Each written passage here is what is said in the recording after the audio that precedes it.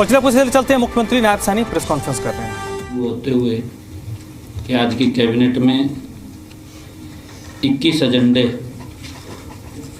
वो रखे गए, जिसमें 19 मंजूर किए गए।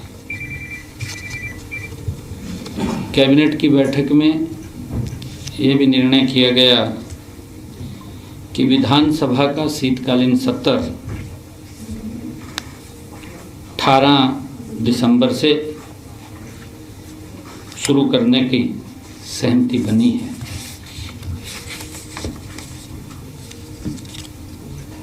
इसी प्रकार हमारे जो कैबिनेट में निर्णय लिया गया, 6 जिलों के गांव की तहसील बदली गई है, क्योंकि लोगों की बड़ी मांग आ रही थी और उस मांग के अनुसार लोग लगातार ये मांग कर रहे थे कि हमें नज़दीक ये स्थान पड़ता है।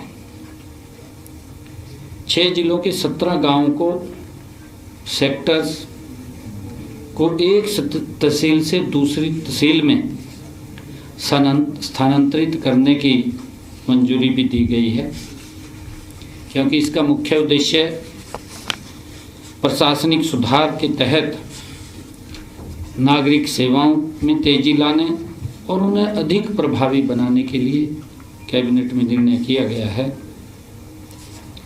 मैं बताना चाहूँगा कि इस बारे में लोगों और जनप्रतिनिधियों की ओर से सरकार के पास लगातार मांग आ रही थी और उनके द्वारा दिए गए परिवेदनों पर विचार करने के लिए हरियाणा सरकार ने एक उच्च कमेटी का भी गठन किया हुआ है। कमेटी द्वारा अपने मानकों पर विचार करके गांव को एक तहसील से दूसरी तहसील में बदलने की अनुशंसा दी है और आज इस सिफारिश को मंत्रिमंडल ने मंजूर कर लिया है। और विकास के लिए शहरी वानी का भी प्रावधान इसमें किया गया है। और इसी प्रकार नगर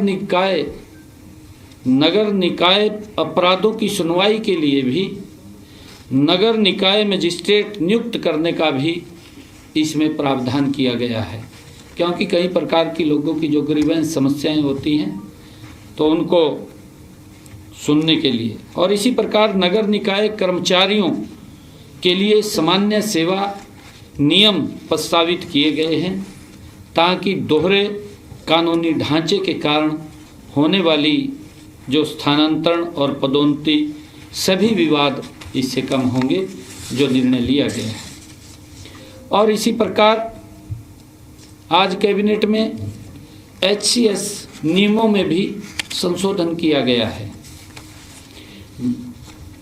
कैबिनेट की बैठक में जो HCS के नियम संशोधनों में को मंजूरी दी गई है, उसमें मुख्य रूप से HCS परीक्षा के लिए पहले 4 पेपर्स की जगह अब 6 पेपर कर दिए हैं, जिनके कुल अंक 600 होंगे।